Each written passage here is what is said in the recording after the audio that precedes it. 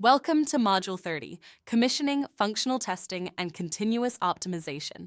This module closes the engineering loop. A control system is not accepted because the graphics look correct or because every point is mapped. It is accepted when the installed system proves that it satisfies its requirements during normal, abnormal, and recovery conditions. We will connect requirements, sequences, programming, tests, evidence, issues, turnover, and ongoing performance verification. By the end of this module, you should be able to connect owner requirements to sequences, points, programming, and tests. You should know the difference between point-to-point verification and functional performance testing.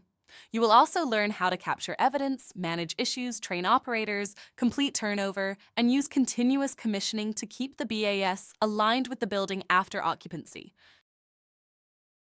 The core concept is that commissioning is the disciplined production of evidence.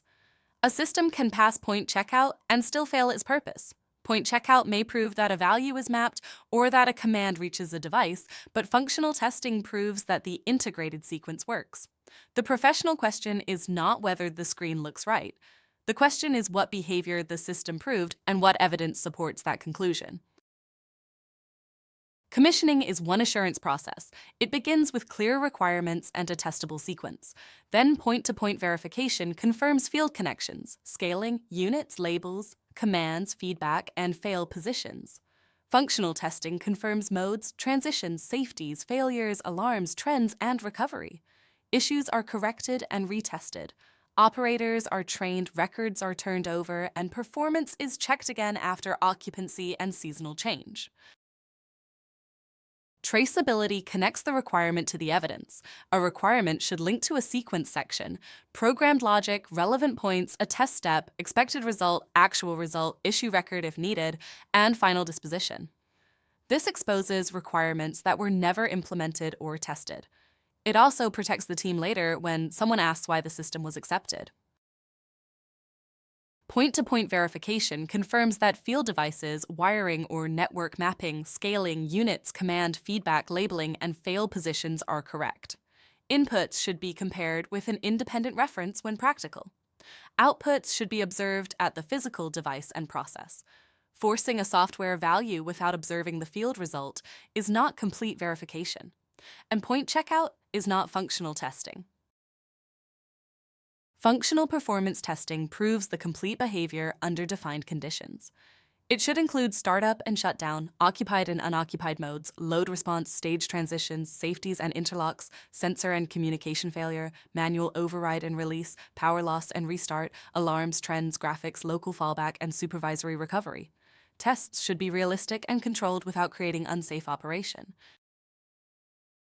A professional test step is specific and repeatable. It defines prerequisites, initial condition, action, expected response, acceptance tolerance, evidence required, restoration, and safety precautions. The test should not use shortcuts that bypass the behavior being tested. It should also identify who can stop the test and how the system returns to normal operation. A pass requires objective evidence, not only verbal confirmation. In the worked example, the requirement says that if supply fan proof is lost, heating and cooling outputs must close, the outdoor air damper must move to its safe position, and an alarm must activate after the approved delay. The test simulates fan proof loss by an approved method and verifies output response, damper position, alarm timing, state transition, operator display, trend record, and controlled restoration. This tests the integrated consequence, not just the proof point. Evidence can include signed test records, trend plots, screenshots, field measurements, controller logs, and witness notes. Failed and incomplete tests must be recorded honestly. Issues should have a unique identifier, consequence, owner, due date, correction, retest, and closure approval. A project is not improved by hiding a punch list. It is improved by resolving issues and proving the correction. Training and turnover are part of acceptance. Operator training should use the actual installed system and include normal modes, alarms, trends, overrides, schedules, failure response, and recovery. Maintenance personnel need point controller, network, backup, calibration, and version information. Turnover should include approved sequences, drawings, databases, source files, licenses, credential process, inventory, test results, warranty, spare parts, and known limitations. Commissioning continues after occupancy. Seasonal testing, alarm review, trend analysis, set point review, recurring fault review, and post-occupancy verification keep the control system aligned with actual use.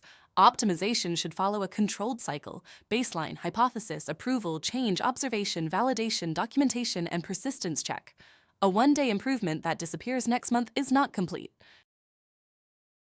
Common mistakes include starting commissioning after programming is complete, treating point checkout as functional testing, testing only normal occupied mode, using unapproved forces that bypass the real sequence, recording pass without objective evidence, closing issues without retest, training from generic slides rather than the installed system, and optimizing without baseline validation and persistence checks. Let us summarize. Point-to-point verification proves connection. Functional testing proves behavior. Traceability links requirements to sequences, programs, points, tests, results, issues, and final records. Good tests include normal and abnormal conditions, failure, alarms, fallback, and recovery. Continuous commissioning keeps the BAS performing after occupancy. For your field prompt, write one functional test step for a BAS failure or recovery condition.